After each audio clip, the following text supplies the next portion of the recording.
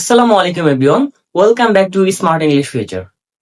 Last ক্লাসে আমরা কথা বলেছি পার্টস অফ স্পিচের তিনটা মেইন টপিক নিয়ে, নাউন, প্রোনাউন অ্যান্ড অ্যাডজেক্টিভ নিয়ে। আজকে আমরা কথা বলবো ভার্ব এবং অ্যাডভার্ব নিয়ে। চলুন শুরু করি। ভার্ব বলতে বোঝায় ক্রিয়া বা কাজ। এগুলো আমরা গত ক্লাসে আলোচনা করেছি।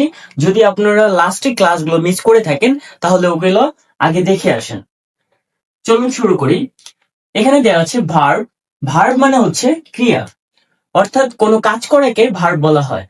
আপনাদের যখন আমি টেন্সের ক্লাসগুলো নিয়েছি, টেন্স ক্লাসটা অবশ্যই দেখে আসবেন। সেই টেন্স ক্লাসে মেইন টপিক ছিল হচ্ছে ভার্ব, অর্থাৎ ভার্বকে চেঞ্জ করে এক টেন্স থেকে আরেক টেন্সে রূপান্তরিত করা হয়। অর্থাৎ বুঝতেই পারছেন যে ভার্বটা আসলে কতটা ইম্পর্টেন্ট আমাদের ইংলিশের জন্য। সো এখানে ভার্ব হচ্ছে টোটাল দুই টাইপের, অর্থাৎ দুই প্রকার। এখানে দেখা যাচ্ছে মেইন ভার্ব অর্থাৎ প্রধান ক্রিয়া, এবং হচ্ছে অক্সিলারি ভার্ব, সেটা হচ্ছে সহায়ক ক্রিয়া। এখন মেইন ভার্বকে আবার দুই ভাগে ভাগ করা হয়েছে এবং অক্সিলারি ভার্বকে আবার দুই ভাগে ভাগ করা হয়েছে। মেইন ভার্ব হচ্ছে ট্রানজিটিভ ভার্ব এবং হচ্ছে ইনট্রানজিটিভ ভার্ব, এবং হচ্ছে অক্সিলারি ভার্ব হচ্ছে প্রাইমারি অক্সিলারি ভার্ব এবং মডেল অক্সিলারি ভার্ব। এখন ইনট্রানজিটিভ ভার্ব বলতে কি বোঝায় সেটা আমরা একবার দেখি। ইনট্রানজিটিভ ভার্ব হচ্ছে সকর্মক ক্রিয়া, অর্থাৎ যেসব ক্রিয়া সরাসরি বস্তু গ্রহণ করে কাজ সম্পন্ন করে। একটা কাজ অসম্পূর্ণ রাখা যায়, আবার সম্পূর্ণ করা যায়, অর্থাৎ মনের ভাব সম্পূর্ণভাবে প্রকাশ করা। এক্ষেত্রে বলা হচ্ছে ট্রানজিটিভ ভার্ব। এখানে আমি একটা এক্সাম্পল দিয়েছি, হি কিকড, অর্থাৎ সে লাথি মারলো বা হচ্ছে সে কিক করলো দ্য বল, অর্থাৎ সে বলকে লাথি মারলো। এই সেন্টেন্স দ্বারা একটা সম্পূর্ণ বাক্য বোঝাচ্ছে। আবার আমরা আসি ইনট্রানজিটিভ ভার্ব, অর্থাৎ হচ্ছে অকর্মক ক্রিয়া। যেসব ক্রিয়া সরাসরি বস্তু গ্রহণ করে না সেগুলোকে হচ্ছে ইনট্রানজিটিভ ভার্ব বলা হয়। যেমন কাজ সম্পূর্ণ করে না, কারণ কোন একটা সেন্টেন্স দিয়েছে সেটা সম্পূর্ণ করছে না, সেগুলোকে বলা হচ্ছে ইনট্রানজিটিভ ভার্ব। যেমন হচ্ছে শি ক্রাইড, অর্থাৎ সে কান্না করছে। এটা দ্বারা বোঝাচ্ছে না যে আসলে সে কিসের জন্য কান্না করছে, এটা বোঝাচ্ছে না। এক্ষেত্রে লাস্টে একটা আকাঙ্ক্ষা থেকেই যায়, এটাকে বলা হচ্ছে ইনট্রানজিটিভ ভার্ব। এরপর আসি অক্সিলারি ভার্ব। এই অক্সিলারি ভার্ব হচ্ছে দুই প্রকার, একটা হচ্ছে প্রাইমারি অক্সিলারি ভার্ব আর একটা হচ্ছে মডেল অক্সিলারি ভার্ব। এখন প্রাইমারি অক্সিলারি ভার্বটা কি এটা একবার দেখি। প্রাইমারি অক্সিলারি ভার্ব হচ্ছে সহায়ক ক্রিয়া। এক্ষেত্রে বি ভার্ব যেমন হচ্ছে am is are was were, be verb হচ্ছে am is are was were, এবং হচ্ছে হ্যাভ ভার্ব হচ্ছে হ্যাভ হ্যাজ হ্যাড, এবং ডু ভার্ব হচ্ছে ডু ডিড ডাজ। এরপর আসি মডেল অক্সিলারি ভার্ব, সেটা হচ্ছে প্রকারীয় সহায়ক ক্রিয়া। এক্ষেত্রে can, could, shall, should, will, would, may, might, must, will, to, অর্থাৎ এই কয়েকটা হচ্ছে মডেল অক্সিলারি ভার্ব। আর একটু আগে পড়েছি ভার্ব টপিক নিয়ে, এখন আমরা পড়বো অ্যাডভার্ব টপিক নিয়ে। অ্যাডভার্ব এবং ভার্ব দুটার সাথে রিলেটেড, অর্থাৎ দুটার সাথে কানেক্টেড। অ্যাডভার্ব বলতে বোঝাচ্ছে ক্রিয়া বিশেষণ, অর্থাৎ এই অ্যাডভার্বকে কয়েকটা ভাগে ভাগ করা যায়, যেমন হচ্ছে adverb of manner, adverb of place, adverb of time, adverb of frequency, adverb of degree, এবং হচ্ছে ইন্টারোগেটিভ অ্যাডভার্ব। এই কয়েকটা টাইপ আছে অ্যাডভার্বের। সো একটা একটা করে আমরা শেষ করি। ফার্স্ট অফ অল আমরা দেখি অ্যাডভার্ব অফ ম্যানার। এটা দ্বারা বোঝাচ্ছে কর্মবিধি নির্দেশক, অর্থাৎ কাজটি কিভাবে ঘটে, অর্থাৎ কিভাবে ঘটায় এটাকে হাইলাইট করা হচ্ছে।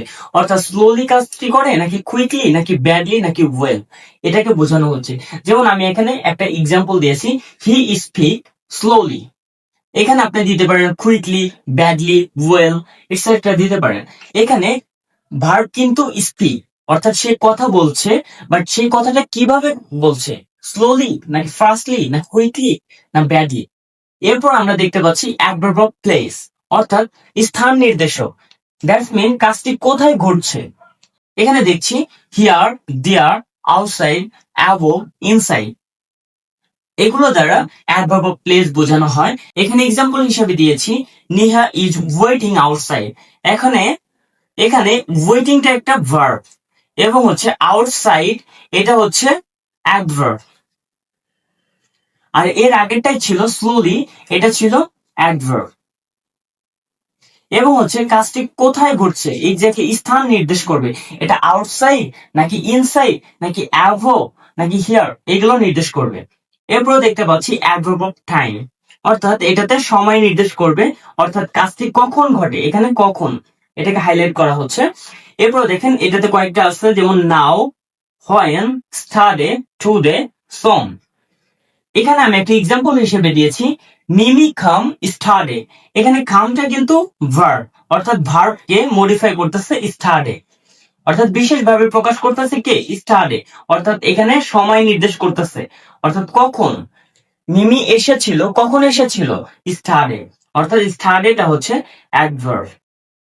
ঠিক আছে, এরপর আমরা দেখতে পাচ্ছি অ্যাডভার্ব অফ ফ্রিকোয়েন্সি, অর্থাৎ নিয়মিততা নির্দেশক, অর্থাৎ কাজটি কতবার ঘটছে, একটা কাজ করছেন বাট সেই কাজটা কতবার হচ্ছে বা কতবার ঘটছে সেটাকে নির্দেশ করবে অ্যাডভার্ব অফ ফ্রিকোয়েন্সি। এখানে কয়েকটা টাইপ দেওয়া আছে, যেমন হচ্ছে অলওয়েজ, অফেন, সামটাইমস, নেভার। এগুলো দ্বারা হচ্ছে অ্যাডভার্ব অফ ফ্রিকোয়েন্সি বোঝানো হয়। যেমন এখানে আমি একটা এক্সাম্পল দিয়েছি, যেমন নিহা অলওয়েজ অ্যারাইভ আর্লি। এখন দেখেন এখানে অলওয়েজ দ্বারা বোঝানো হয়েছে কাজটি কতবার ঘটছে, ঠিক আছে, এটা হচ্ছে একটা অ্যাডভার্ব, অ্যাডভার্ব, ঠিক আছে।